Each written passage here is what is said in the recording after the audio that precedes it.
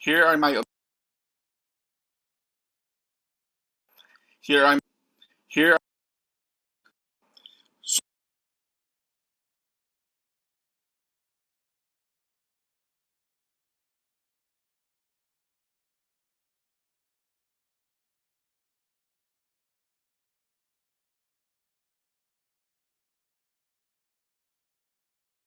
here are my disclosures.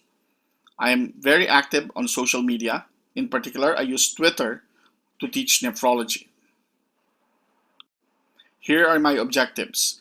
I'm going to talk about the different digital media platforms as well as various effective strategies done via social media to promote kidney health and education. I'm also going to discuss some of the dangers that can threaten both our patients as well as our practices. And I'm also going to touch on some of the professional guidelines for healthcare practitioners in the use of social media and other digital platforms. So let's start by defining what are social media. Social media are interactive computer-mediated technologies that facilitate the creation or sharing of information, ideas, career interests, and other forms of expression via virtual communities and networks. Social media are interactive Web 2.0 internet-based applications. So to understand this, let's start off with what is Web 1.0. Well, there are a few content creators and you have a whole bunch of consumers. So these few content creators create material with information and this is sent or sold to a whole bunch of consumers who pay money for these creators to create more content. So this is similar to when some authors write books and they sell them to readers and the readers pay more money for these authors to write more books. So using internet as the medium, the classic example of Web 1.0 is up to date. So you have a few content creators selling materials to a whole bunch of consumers. And as these consumers pay more money, you see everybody now gets online. Now let's go to Web 2.0. This is what I was saying earlier. Social media are interactive, and that's emphasis on the interactive Web 2.0 internet-based applications. What does that mean? Well, let's go back to our few professional content creators. And now we have consumers who comment, edit, tag, share, retweet, forward, or even like the content. So with this interaction between the content creators and consumers, now you could see that the consumers are actually interacting with each other. So as I said earlier, Web 2.0 is an interactive based internet application. The classic example of this is your Wikipedia. So let's start by talking about a couple of social media platforms. Because of the limit of time, I'm not going to talk about all of the social media platforms available, like Instagram, TikTok, LinkedIn, etc. So let's start with the blue networks, Facebook and Twitter. So let's start up with Facebook. As everybody knows, the Philippine Society of Nephrology has their own Facebook website. And in this website, or in this Facebook application, this is utilized to make announcements about activities of the society. Sometimes I would also post some interesting articles or interesting publications that are relevant to clinical practice of nephrology. Now, let's talk about Facebook on three grounds. So first, let's talk about patient friend requests. Has it ever happened to you wherein one of your patients sends you a request or a friend request on Facebook? How do you handle this? Now, it happens that the American Medical Association has a policy on professionalism in the use of social media. It says, if they interact with patients on the internet, physicians must maintain appropriate boundaries of the patient-physician relationship in accordance with the professional ethical guidelines just as they would any other context. To maintain appropriate professional boundaries, physicians should consider separating personal and professional content online. The easy response whenever somebody or a patient requests you to be their friend, the simple thing is to just reject it, right? However, the problem with this is that the rejection seems like a perfect solution until that awkward moment when that patient actually comes in for his next visit. So, in my experience, what I do, instead of reject, I redirect. I would say, sorry, Mr. Smith, I reserve my Facebook for personal friends and do not friend any patients or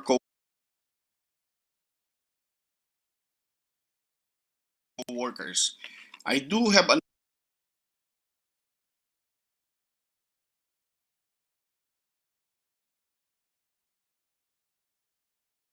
number of social media personas that welcome patients.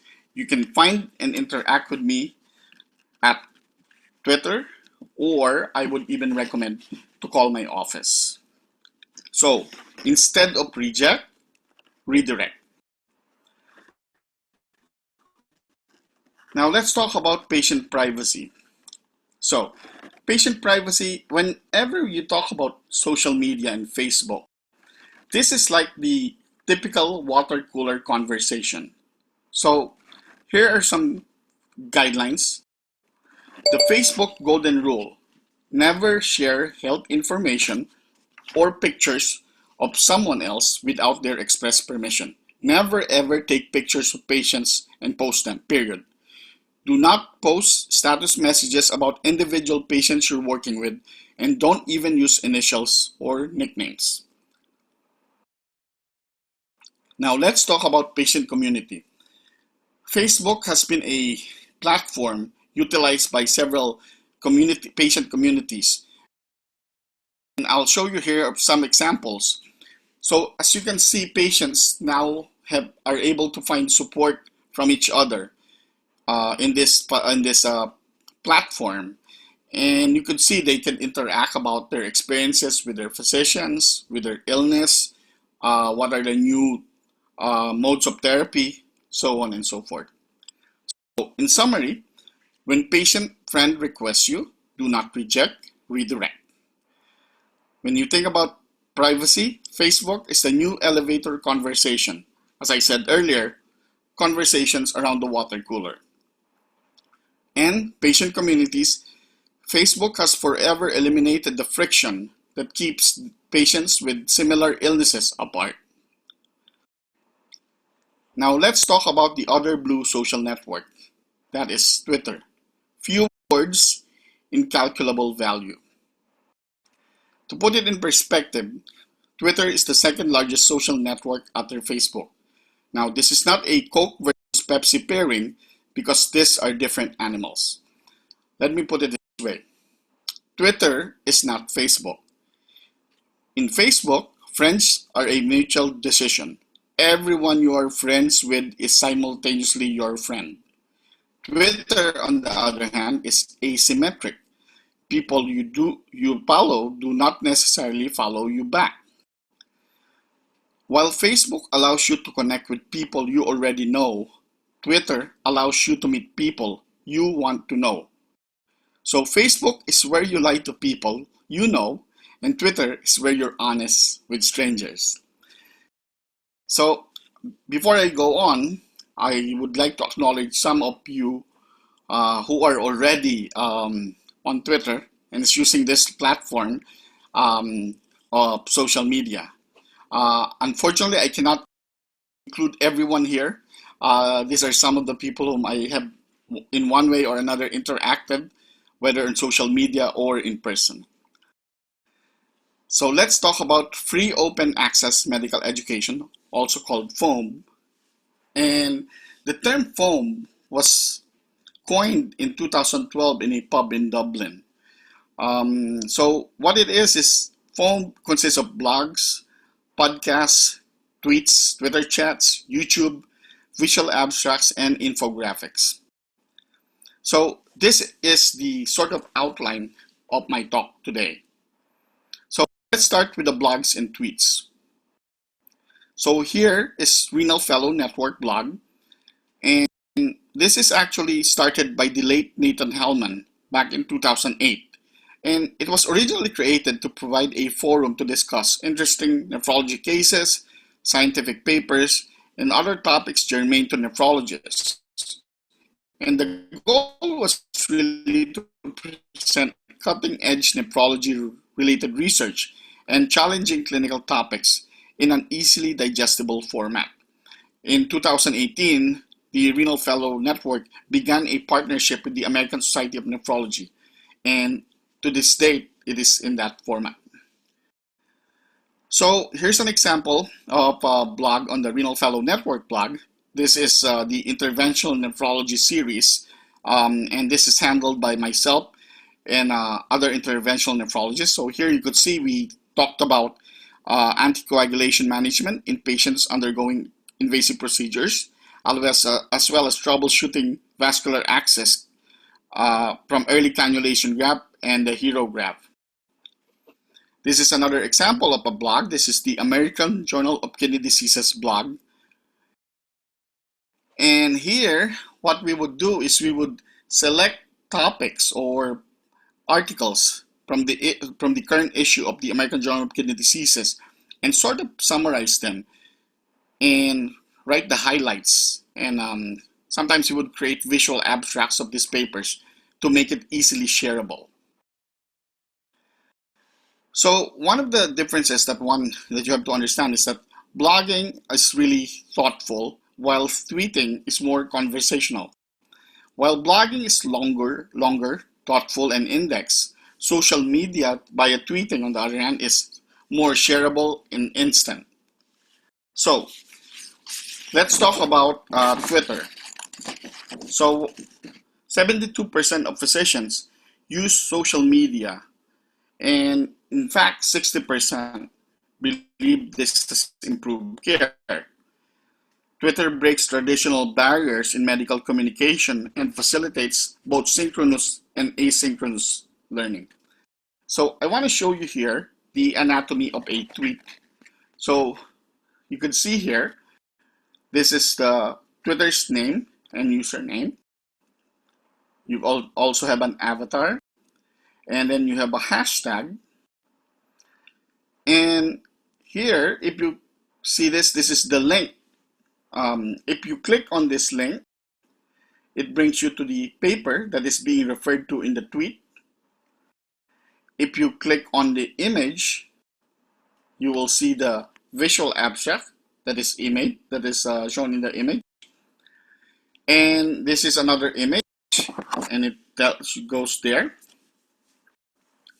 Now, if you scroll down, you will see here, this row, you have replies, which is the interaction. So you can reply to this tweet by saying you agree with this, or you disagree, or give your own opinion.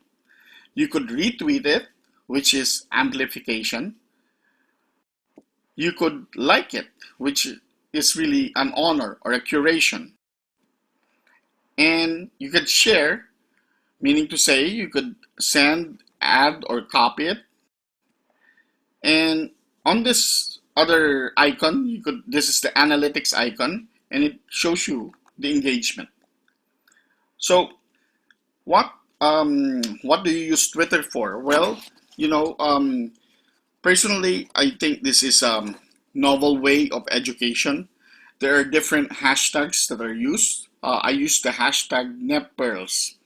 So for instance, one day we were rounding as a team, and we saw a patient with hyponatremia. And of course, one of the first questions you ask is does this patient have SIADH?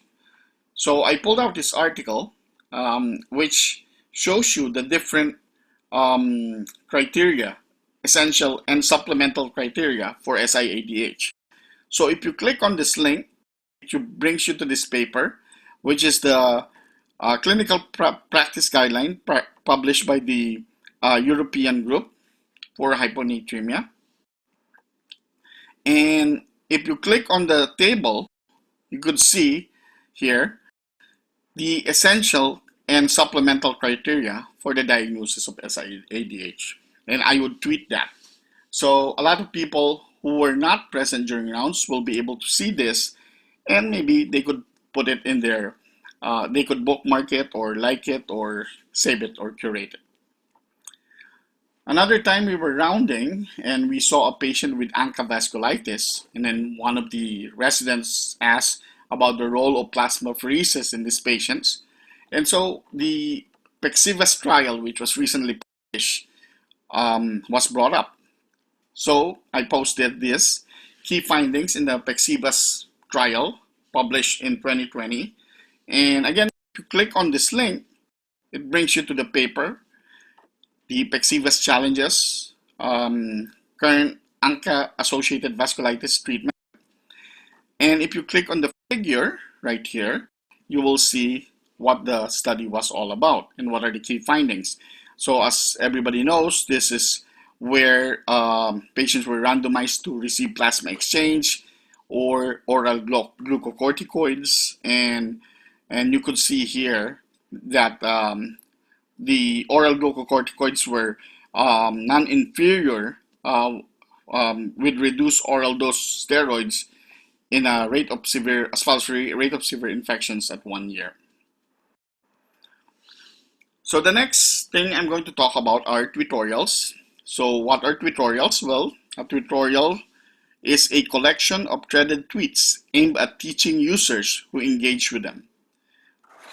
So let's start with how the tutorial started. There are early physician adopters of Twitter like Mike Thompson, who is sort of credited with having been one of the first to do a tutorial, although at that time they were not called tutorials. So this was in Lisa Bernstein wrote about this, and the first tweet that was sort of resembles a tutorial was dated back to December 9, 2017. So you could see from that time, you could see the growth of tutorials over the last 2 years. And one of the people who really writes good tutorials is this guy, Tony Breu, who is a hospitalist at the VA at the VA Boston. And I'll give you an example of this, and I'm just going to run through this quickly. So he posed a question: why do patients with primary polydipsia continue to drink, sometimes to the point of severe hyponatremia? So he starts by putting some humor into this tweet and says, grab a beverage and read on. So he talks about the older papers that detailed cases of primary polydipsia in patients with psychiatric illness. And he shows this here. These are some publications. I believe these are from the 1950s. Then he goes into the pathophysiology of how this happens. One driver of thirst is osmolality. Patients report thirst and increased water consumption despite having a lower serum osmolarity than those with diabetes insipidus or health controls. And as you can see, as he goes through this series of tweets, he cites very nice references. At this point, he even does a poll asking the readers what are the other drivers that play a role in thirst. So here he talks about the role that angiotensin 2 plays as far as thirst and water ingestion is concerned. And as you can see in the next series of tweets, he goes through the animal experiments, talks about the dopamine pathways, dopamine receptor antagonists, haloperidol decrease angiotensin 2 induce water intake. Again, you could see the different references here. And then he goes to a historical twist. In 1993, Verghese proposed that chronic dopamine 2 blockade induced by typical neuroleptics may increase angiotensin 2, leading to increased thirst and polydipsia. So as he goes through this tweets, in the end, he summarizes at the 16th tweet, increased osmolarity in angiotensin II promoters. In primary polydipsia, osmolarity is low, and the complex relationship between dopamine, angiotensin II, and TERS may have a role in primary polydipsia.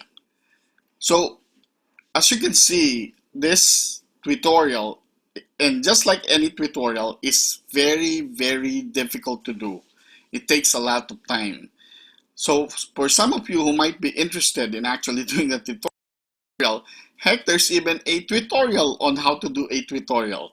So here, you click on this link, it will show you the various steps by which to, in teaching you how to do a tutorial yourself.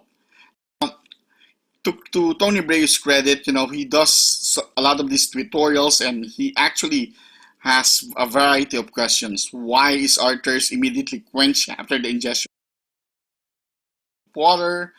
How does caffeine act as a diuretic? Does the tryptophan in turkey really cause a food coma? Actually, his most shared tutorial is really, why do my fingers get all wrinkled when I take a bath? This was the question my 3-year-old daughter asked me recently after bath time. So I could see this is sometimes educational, but it is also fun. So now, let's go to videos. I just want to share a YouTube video, and this is from Dr. Mike Evans. And I actually put this video in the computer in my office so that when the patients are in the waiting room, they could actually click on the video, and it teaches you about the different forms of renal replacement therapy, hemodialysis, peritoneal dialysis, transplant, when it is indicated, when it's considered, so on and so forth.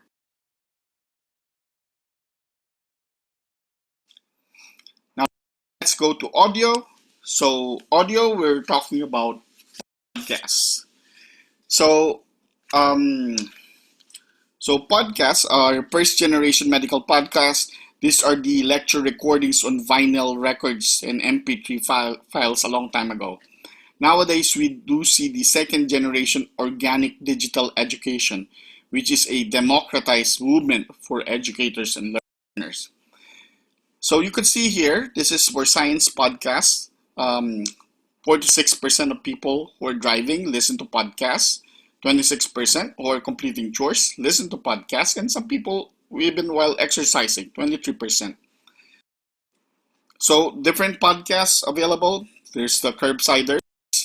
They do 1 or 2 podcasts a week, 30 to 60,000 downloads each, 75% listen to at least half, 50% listen to the whole thing. They have a very organized and systematic way by which they do this, as you can see. And you could see the RSS subscriptions as they just exponentially shot up as they did more interesting and more organized podcasts. Here's a slide with all the other podcasts I would highly recommend. Core IM Podcast, Bedside Rounds, and of course our very own NEPJC Freely Filtered podcast. So next, let's look at the images. So by images, we're talking about visual abstracts. Visual abstracts, this is a visual summary of information contained in an abstract, and it simplifies complex methods and summarizes key concepts. So the originator of a visual abstract is really this guy, Andrew Ibrahim, who is a surgeon with the Annals of Surgery. And you could see here, this is the anatomy of a visual abstract. You have the summarized key question being addressed. You have the outcomes. And then, of course, you have the citations. I want to show you a couple of visual abstracts here, which are nicely done. This one is done by Dominique Tomacruz from UPPGH. You could see here, this talks about the START AKI study. Does early initiation of kidney replacement therapy actually decrease mortality? And then the recent European Society of Cardiology Congress, we had the DAPA CKD trial um, discuss. And this visual summary, I wouldn't say a visual abstract just because the paper is not yet out. This is a visual summary of the presentation that was presented then. And this was done by Anna Naidas, again, from UPPGH. Very nicely done. Kudos to Dominic and Anna. So now let's talk about hashtags. One of the hashtags we use is called AskRenal. So AskRenal is like, flashing the bat signal when you have a question and you don't know what the answer is. Now, if you have only 48 followers and you post a question on Twitter, you will see only the 48 followers who follow you may potentially see that and or respond to that. If you use the hashtag AskRenal, the followers of the AskRenal Twitter handle will all see that tweet, and then they can also be able to respond to that. So here's a few examples of the tweets that were used with the hashtag AskRenal. Basically, what the hashtag does is that it amplifies the question and then it navigates it to the right person so that that right person can answer the question. So a couple of days ago, Dr. Flores actually posted this using the hashtag AskRenal. I'm hoping he learned this from my previous talk at the PCP. In dialysis-dependent patients, why do we do dialysis after IV contrast procedures? I'm assuming Dr. Flores was consulted by a radiologist to see a patient for dialysis after contrast exposure. And of course, the nephrology Twitter community did not shy away from responding to this question. As you could see, several people have responded and said no, there's no rhyme or reason to do that. And even for those people who are concerned with volume, you could see the amount of volume or the volume of contrast media utilized in imaging studies is in a way be considered to be negligible. So that's not even an issue. So in my response, I say contrast-induced nephropathy in patients with end-stage kidney disease or on dialysis, it is like beating a dead horse. Now let's look at the events. So we have two events. We have Nep Madness, which is the brainchild of Joel Toff and Matt Sparks. So every March in the US, there is what we call the March Madness, whereby 64 different college teams compete for the national championship in this month-long round-robin competition. So basically, Nep Madness is a spoof of the NCAA basketball tournament March Madness. It is a tournament of nephrology ideas, 32 nephrology concepts from 8 academic regions with deep editorial background on each concept. Participants try to predict the winner of each match. So with March Madness, you have after your teams are eliminated down to 32, then they go into a Sweet 16 round, followed by Elite 8, and then the Final 4, and then they go into the championship or national championship, and then one obviously is a winner. For Nep Madness 2020, instead of Sweet 16, we have our Saturated 16. Instead of Elite 8, we have our Effluent 8. And instead of the Final 4, we have our Filtered 4. So you could see Nep Madness 2020 concluded in April. Normally it would end in March, but because of the COVID-19 season, it kind of derailed us. So we did not finish until Nep Madness, until April 2020. So these are page views of the AJKD blog, and you could see in the green corresponds to the March Madness or the Nep Madness visits. So you could see, the website, the AJKD blog website really gets a lot of traffic during those times. Then we have the NEPJC. NEPJC is our nephrology journal club. The journal club, as everybody knows, is a cornerstone in postgraduate medical education, wherein it is limited to specialty and institution. This is the brainchild of Swapnil Harimat and Joel Toff. So every other Tuesday, we have a Twitter journal club. Before we do the journal club, a couple or maybe a month before or 2 months before, we decide on a study that we are going to discuss. We announce it with a blog post on Twitter, and we also email it to our followers. And then we have a chat. And then we repeat this every other Tuesday. So as you can see, there's a system to this madness. There are three time zones by which we do NEP Madness. We have the US time, the European time, and the Asian time. You could see here we started NEP JC in 2014. We have 39 participants per chat, and you could see the number of tweets there. By 2020, and 2020 is not even finished. We have had 194 participants per chat, and you can see we have 961 tweets. So you could see the growth of the involvement, engagement of participants. Up to 2019, we averaged around 200 with 1,045 tweets per topic. So these are the two main events that we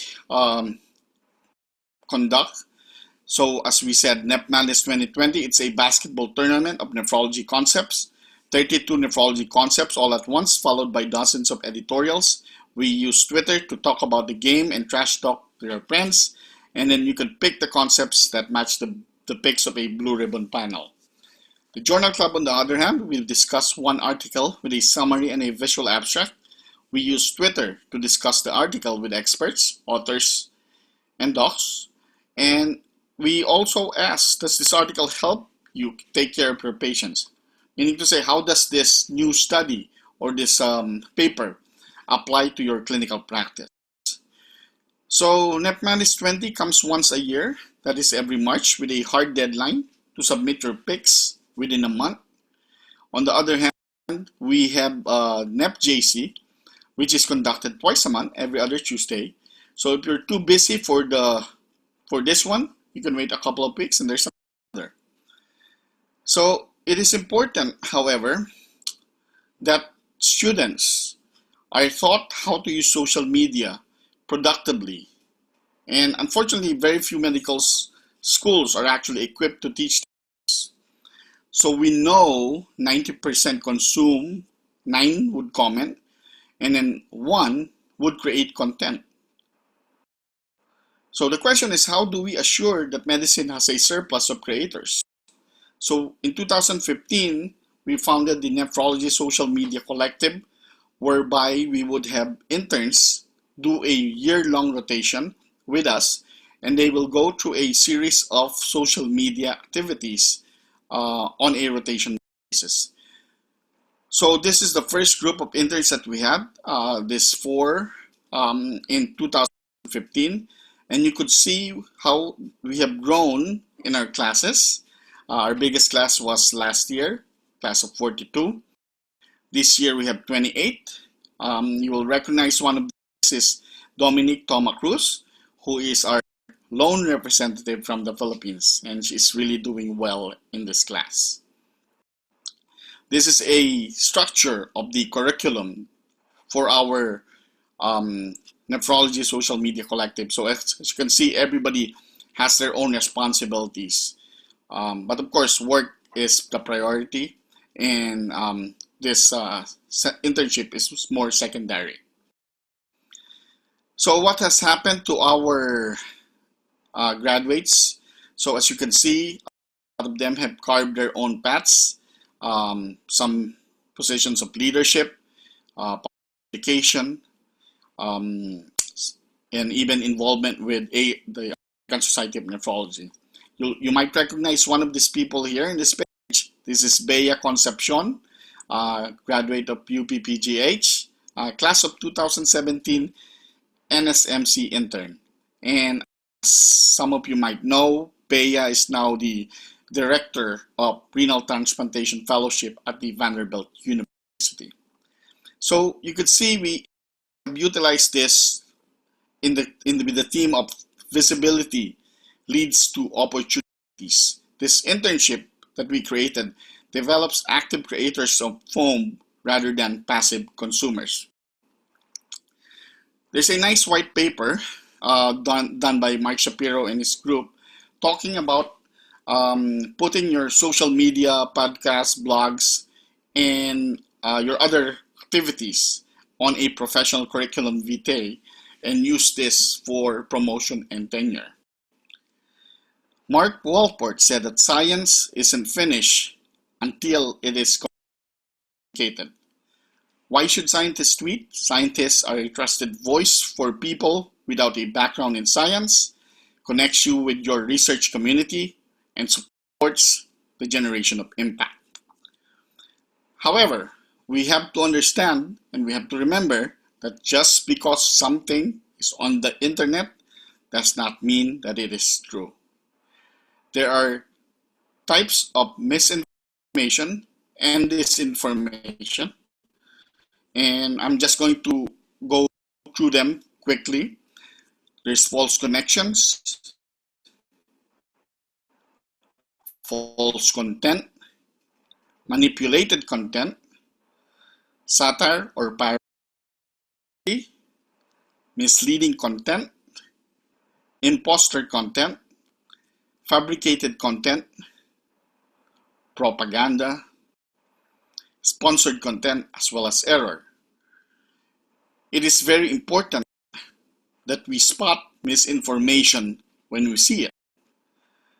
Source suspicion, bad language, emotional contagion, news gold or fool's gold, false accounting, oversharing, follow the money. And always remember, fact check. Go past the headlines and read a story to the end. If it sounds dubious, search fact-checking websites like Snopes to see whether it has already been debunked. Here's a couple of papers that show or that talk about online medical professionalism. There's a nice table here that shows you the social media activity that one can engage in and what are the potential benefits and pitfalls.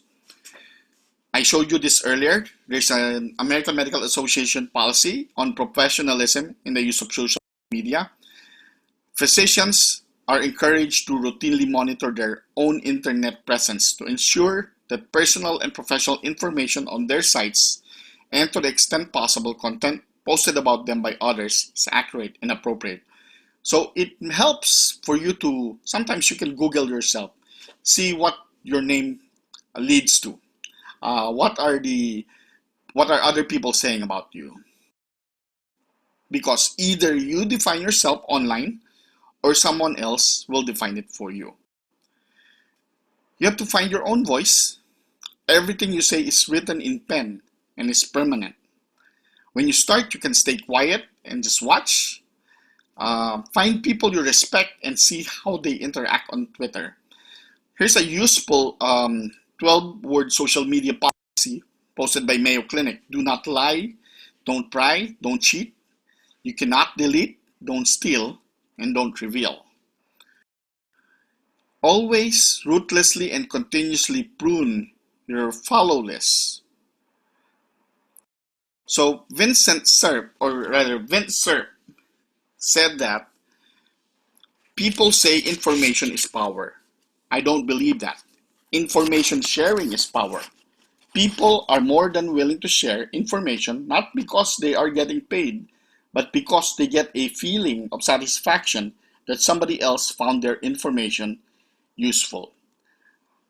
I'd like to end by talking about this paper written by Mel Honig from Deaconess. And she wrote here, share your passion for nephrology. Here are 10 tips to invigorate attending rounds and precepting sessions. So, She says, rejoice in successful care of patients with end-stage kidney disease. Consider the ethics of end-stage kidney disease care. Medical ethics takes on new dimensions in the controversies in the care of patients with end-stage kidney disease. Explain to your trainees the origins of dialysis therapy and the barriers to availability in the early years.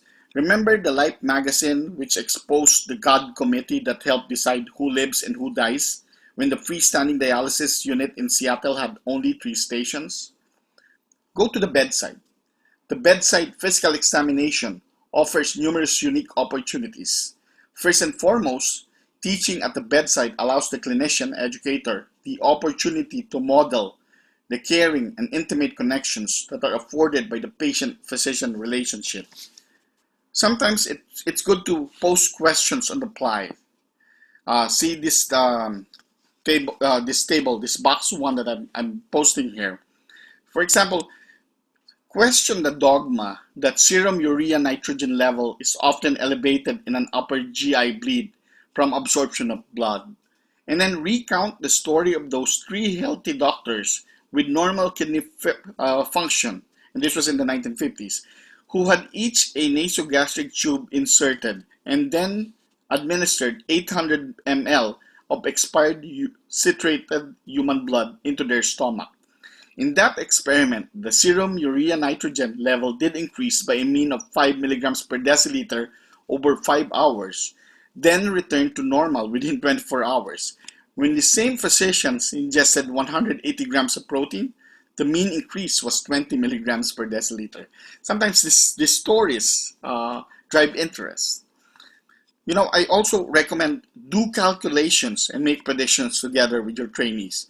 Although it may seem mundane, routine calculations, or at least a review of the important formulas and their derivation, features, and limitations, are important for modern learners who have an app for that at their fingertips.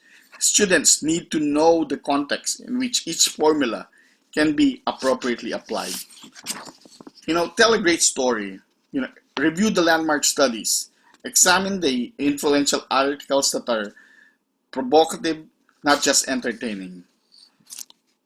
An important tip I would also suggest, go to the microscope. This is an important opportunity to view the gamut of findings from hyaline crystals and to explain to the trainees why urinary acanthocytes are a good indicator for the presence of glomerular bleeding. And lastly, have a curriculum. It's important to develop a curriculum for time spent with trainees rather than leaving learning to chance. And lastly, love your patient. The excitement of a great case or the tedium of a long day should never detract from the primary responsibility to the patient. First and foremost, we must strive to provide superb and compassionate care. You have to love your patients. You have to care about them, their health, and their problems. With that said, I say thank you very much for your attention, and everybody have a good night.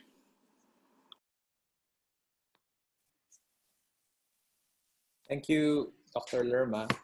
That was a very thought-provoking lecture. I think, yeah. Hello. Yeah. Yeah. So for your questions, you can type in the Q&A. So since I am the moderator, I will go first. So you already told us that the social media basically has 2 audiences. It's for professional use, so for our peers, as well as for our patients or for the lay people, lay persons. So for the first question is for the lay people, since you are using your social media to educate people, how should you interact with such people who are non-believers, who are just outright antagonistic towards evidence-based Western medicine, especially here in the Philippines? I don't know if it's also the same with Western countries as well. We love the term big pharma. If there's a treatment and it's usually expensive. And there's an alternative. It's unproven herb or snake oil. And people, Filipinos especially on Facebook, they like to feast on it, share on it, say that yung kapitbahay ko ganito yung trinay, gumaling, nawala yung bukol and everything. So if you ever get your own social page or even on your own clinics, how do you interact with these kinds of patients or people? So just like anything else, thank you, Carlo, for that question. So just like anything else, I think as physicians, as professionals, we always have this boundary of having to deal with these situations, and you just have to be professional about it. You know, you give your piece, you respect the other person's opinions. Unfortunately, this is a thing wherein you have to admit that you cannot win everything. There's a war that you fight for, and there's a war that you just don't. However, you have a responsibility to say your piece as a physician. And sometimes, I think one good thing is as you use social media in practice, you develop a reputation. You develop a reputation that you're not going to BS about things, and just always going to say the truth. There's always going to be those skeptics who are always going to question this and question that. And unfortunately, you cannot really convince those people. I'll give an example. Is Dr. Fauci, who is a well-respected physician, investigator. He's been the editor of our Harrison's Principles of Internal Medicine, and he has a track record of really being knowledgeable and an expert on this. And yet there are people who question him now. So if Fauci can be questioned, how much is your small Dr. Lermo not going to be questioned? I think that's kind of how I would approach it. You approach it with science, and you do what you can. Thank you for that, Dr. Lerma. Now our questions are now coming. For the first question from Dr. Tanya Ongbin, what are the challenges of shifting to online learning in these COVID times compared to the routine bedside manner of learning, especially for the students in medical school? So this is uncharted territory. It's the learning now is entirely different from how we learned. Obviously, there's nothing compared to actual being at the bed ever. I know that some of the university institutions, Mayo Clinic, Mount Sinai, New York, I know they have programs wherein they are sort of revamping their curriculum to make the learning as much as possible, use online, using simulations, so on and so forth. But again, it just is different from learning, from seeing actual patients, dealing with them, dealing with raw emotions. It's just different. I cannot tell you that it's ideal, but we'll have to do with what we have at the current situation and hope for the best. And then eventually this COVID will hopefully pass, and it will be back to normal. And maybe then the new normal will be entirely different. But it is what it is. We're all learning in this together. How do you teach and convince your students to get on Twitter? So it's difficult. It's difficult to convince people to join Twitter. I'll tell you, every time I am on teaching service, I would show them my tweets. Some of them, I'd say probably 1/3 of the rotators would follow, and then it's sometimes it's difficult if you're in the learning process. It's nice to use it if you have somebody to follow that is already sort of holding your hand. And this is one of the reasons why we created this internship, the NSMC internship. It really guides people into what are the pros and cons of doing this, what are the benefits, And I think 100% of our interns really buy into the fact that this is a very useful avenue to teach and learn and even share information. So, um, going back to the question, yeah, it's difficult to convince them. Um, Sometimes I kind of use the old adage, you know, you try to show them what you do, and then they will follow. Something like that. And if and there are people who would buy it, and people who won't buy it. They'll say, "I have no time for this," or "Teaching is not my passion," or but it is I think a useful avenue for people who actually get into the hang of it. Okay. From Dr. Vimar Luz, is there a copyright issue in posting online in FB page website like the PSN website a visual abstract that you created for a particular journal that you appraised? So certainly there's some people who might take it the wrong way as far as copyright issues. That's why if you see whenever I post, I would always make sure that I cite the where I got the post from. So for instance, if I'm posting an article on a paper, I will usually I say what is the link to the paper, where the paper is coming from, or let's say I'm attending a conference and say Dr. Smith quotes a controversial statement. I would definitely quote him because I don't want to be quoted as saying that controversial statement. So there has to be some sort of recognition of whoever is the one doing it.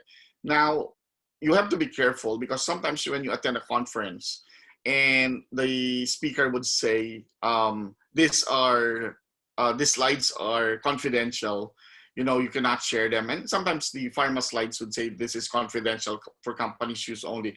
Those I specifically do not share those, especially if I know that. Now, as far as the copyright issues, again, for visual abstracts, I always cite whoever is doing the visual abstract. Uh, Sometimes I'll give you an example which Dr. Luz, I think, is referring to. Sometimes, say, the New England Journal of Medicine would create their own visual abstract for a paper. And then one of our interns would create a visual abstract for the same paper. I would normally cite both of them with each visual abstract for that specific paper so that nobody can say that, oh, you're just citing this one or that one. So yeah, I still refer back or get permission from the original creator. Okay.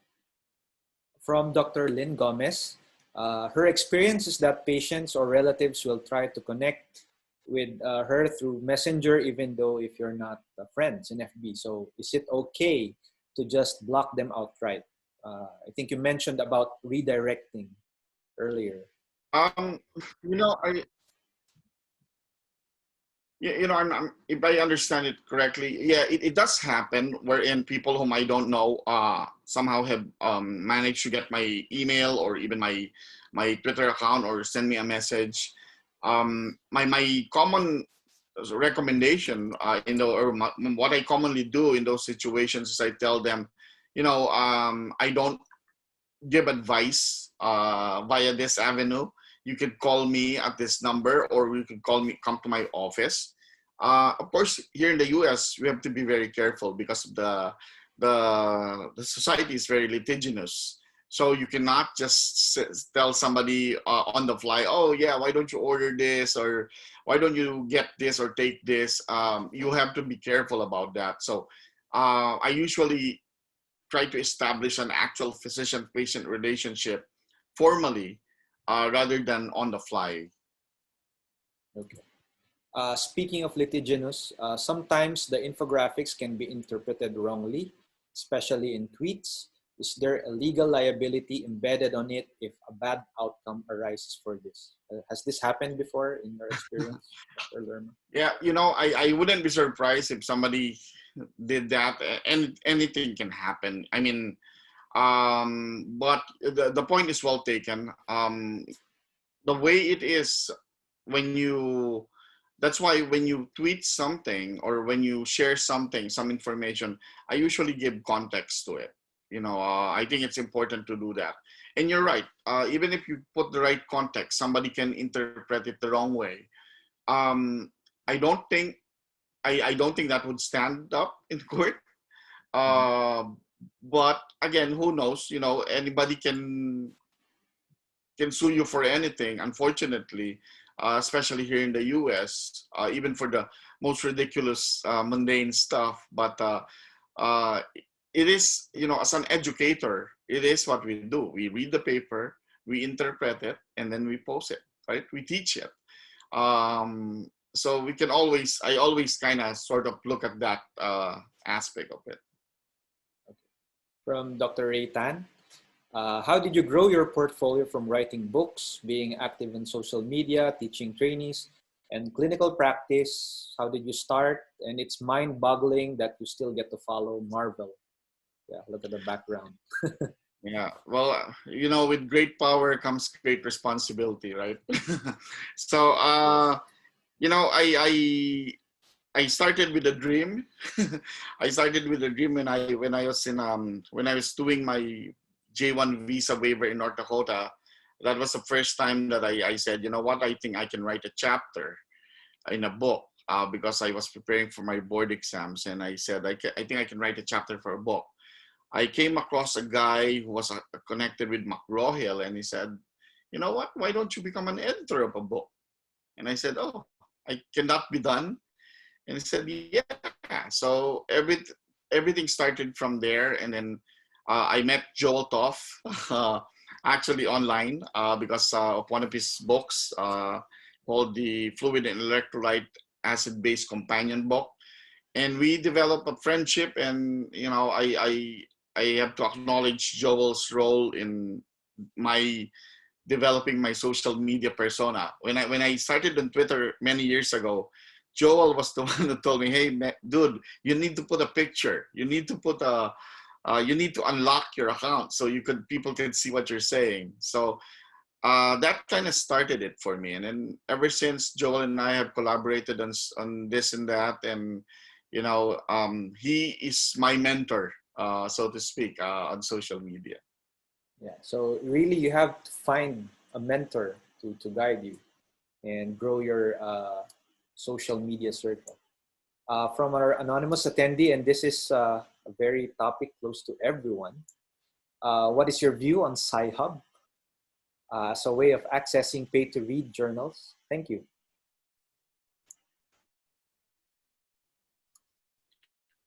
So, I don't use Sci-Hub, to be honest with you, but I do know some of. I think it's useful. I know there's some ethicality into it. I think if you're in a developing country and you have limited access to these papers, which have exorbitant fees, I think it does have a role. And I'm not going into the legal issues that are involved, but I certainly see the value of it.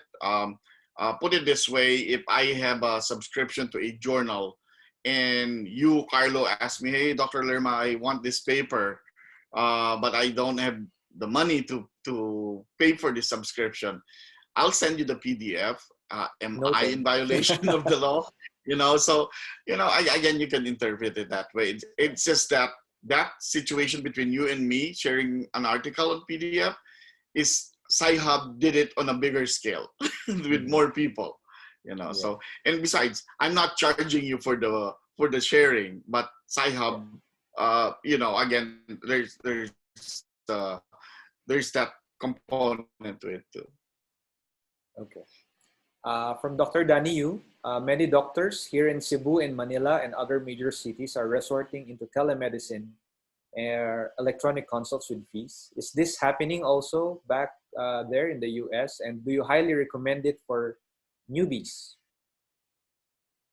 Yeah, again, telemedicine is not the same as actual seeing the patient.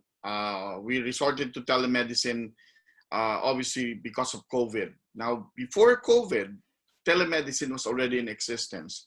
And the reason why telemedicine was in existence then was because there are patients in far-flung areas who have no access at all to a physician, or would have to travel ridiculous amounts of distance just to see a physician.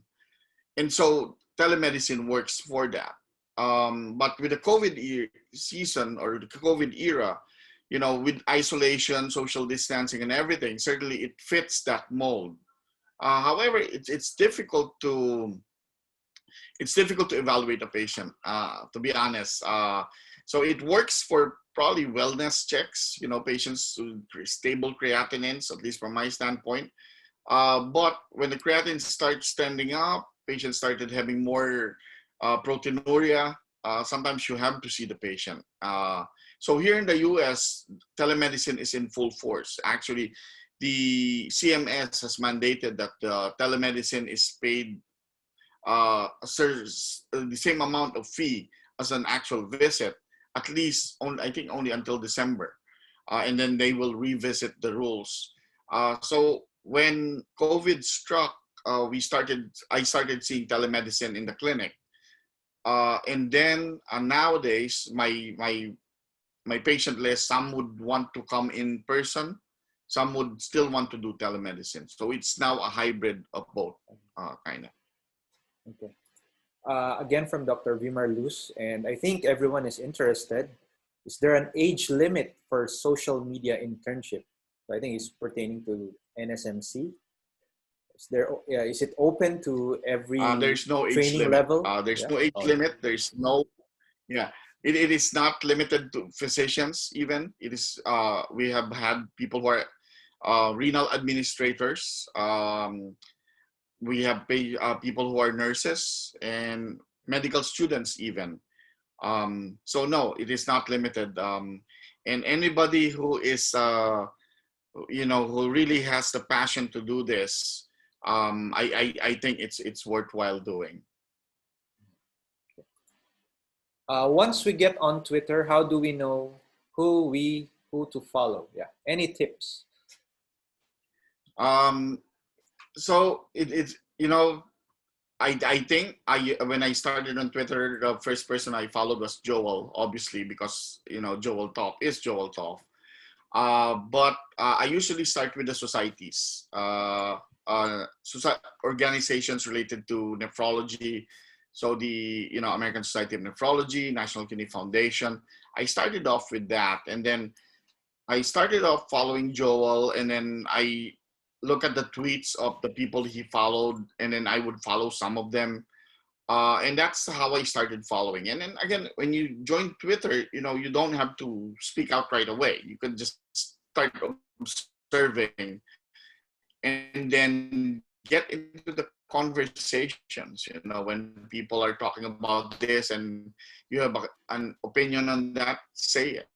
And then people start interacting, and that's kind of how I got started, and I that's how I would recommend. Obviously, it depends on the person you follow. If you follow Justin Bieber, you Yeah. have different tweets that will pop up on your feed, or if you follow Barack Obama. So again, different people have different styles, so to speak. Yeah. So I think here many advise that you don't want to follow mostly the same people. For example, all nephrologists, because I think you have to keep your timeline also a bit balanced. Sometimes you have to have a light media consumption like dogs or plants or whatever. So again, it is up to you to select who you should follow.